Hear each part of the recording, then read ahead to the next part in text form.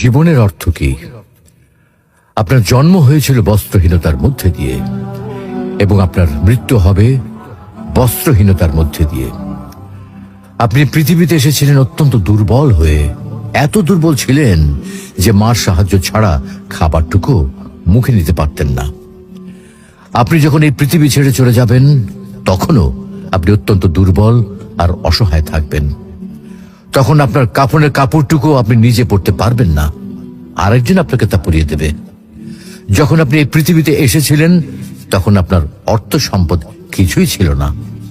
যখন আপনি এই পৃথিবী ছেড়ে চলে যাবেন তখনও আপনার অর্থ সম্পদ কিছুই থাকবে না। আপনাকে প্রথম গোছল যেমন অন্য কেউ দিয়েছিল, তেমনি আপনার শেষ গোছলও অন্য কেউ দেবে। আপনি যেমন পৃথিবীতে একা এসেছিলেন, ঠিক তেমনি ভাবে আপনাকে পৃথিবী থেকে একাই চলে যেতে হবে। আপনার সঙ্গে